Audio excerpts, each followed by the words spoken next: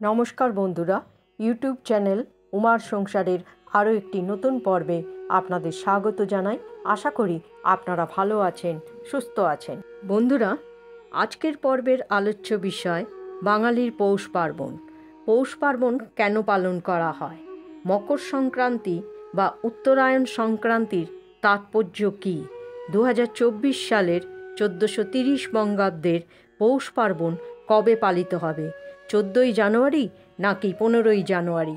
মকর সংক্রান্তিতে শ্রী শ্রী সত্যনারায়ণের পূজা ও ব্রত এবং গঙ্গা স্নানের বিশেষ সময়। চলুন জেনে নিই আজকের পর্ব থেকে। বাঙালির 12 মাসে 13 পার্বণের মধ্যে পৌষ পার্বণ হলো একটি গুরুত্বপূর্ণ পার্বণ। বাংলা পৌষ মাসের সংক্রান্তিতে এই উৎসব পালিত হয়। এই দিনটি হিন্দু পঞ্জিকায় মকর সংক্রান্তি বা উত্তরায়ণ সংক্রান্তি নামেও পরিচিত। মকর সংক্রান্তির দিন সূর্য নিজের কক্ষপথ বদল করে মকর রাশিতে প্রবেশ করে, তাই এই দিনটিকে মকর সংক্রান্তি বলা হয়।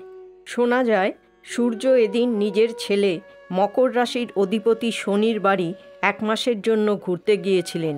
এই দিন দক্ষিণায়ন শেষে সূর্যের উত্তরায়ণ পালিত হয়। পৌষ পার্বণ বা মকর সংক্রান্তির সাথে যুক্ত আছে অনেক পৌরাণিক কাহিনী। মহাভারতে পিতামহ ভীষ্ম শরশয্যা ইচ্ছামৃত্যু এই মকর সংক্রান্তির দিনই গ্রহণ করেছিলেন। এছাড়াও শোনা যায় এই বিশেষ দিনে দেবতাদের সঙ্গে অসুরদের যুদ্ধ শেষ হয়েছিল। বছরের বিভিন্ন সময়ে অনুষ্ঠিত পিঠে পর্বের মধ্যে পৌষ সংক্রান্তির পৌষ পার্বণই সর্বাপেক্ষা প্রসিদ্ধ। বাঙালিদের কাছে মূলত নতুন ফসল তোলার উৎসবই হলো এই পৌষ পার্বণ। মনে করা হয় মকর সংক্রান্তি মরশুমের নতুন ফসল ওঠার প্রথম দিন ও শীতকালের শেষ দিন। প্রাচীন হিন্দুরা এই দিনটিতে পিতৃপুরুষদের অথবা বাস্তুদেবতার উদ্দেশ্যে তিল কিংবা খেজুর গুড় দিয়ে তৈরি তিলুয়া এবং নতুন ধান থেকে উৎপন্ন চাল থেকে তৈরি পিঠের অর্ঘ্য প্রদান করতেন। এই কারণে পৌষ সংক্রান্তির অপর একটি নাম তিলুয়া সংক্রান্তি বা পিঠে সংক্রান্তি।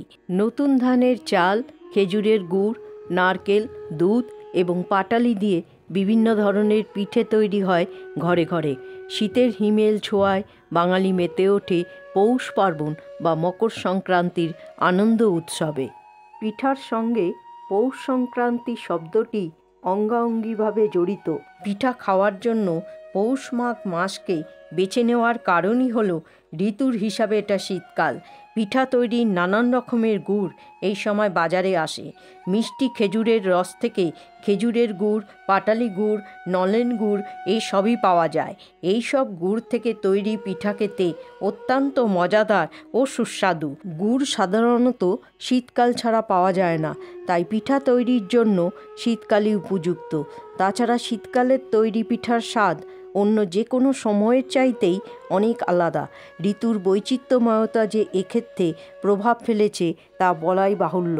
2024 সালের 1430 বঙ্গাব্দের মকর সংক্রান্তি বা পৌষ সংক্রান্তি উৎসবটি 15ই জানুয়ারি 29শে পৌষ 1430 সোমবার পালন করা হবে।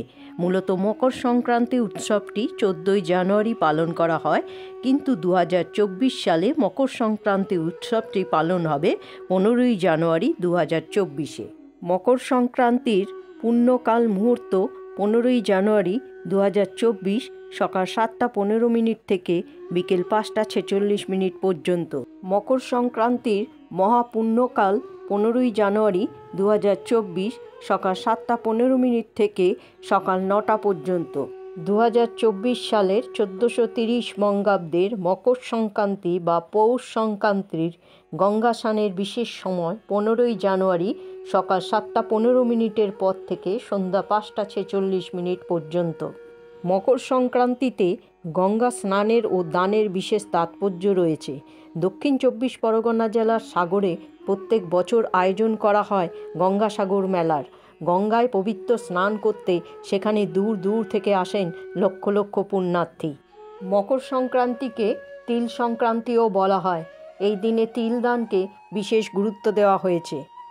এছাড়াও আপনি আপনার সাধ্যমতো চাল, গম, গুড়, ঘি, কম্বল ইত্যাদি দান করতে পারেন কোনো অভাবী বা গরিবকে।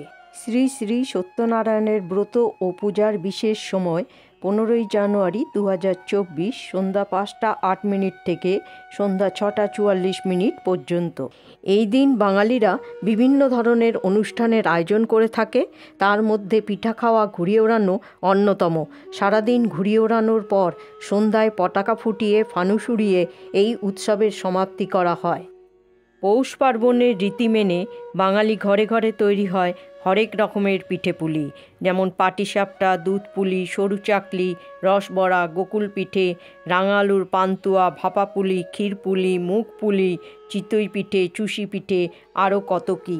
শুধু বাংলায় বাঙালিরাই নয়, আমাদের দেশের নানান প্রান্তে এই দিনটিকে নানানভাবে বিশেষ উৎসবের সঙ্গে পালন করা হয়। অঞ্চল ও জায়গাভেদে মকর সংক্রান্তির নিয়মকানুন হয়তো আলাদা, কিন্তু এর মাহাত্ম্য হিন্দুদের কাছে সবসময়ই এক। মকর সংক্রান্তির দিন দূরপাল্লার যাত্রা করা শুভ নয় বলে মনে করা হয়।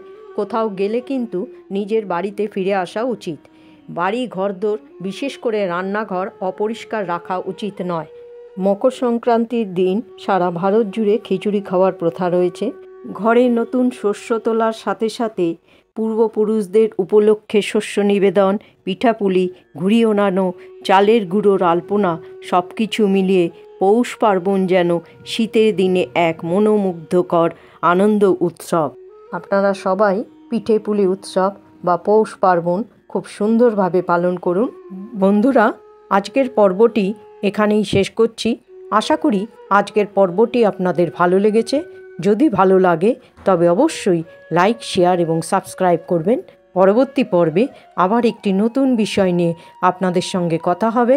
ততক্ষণের জন্য জয় শ্রীকৃষ্ণ, রাধে রাধে।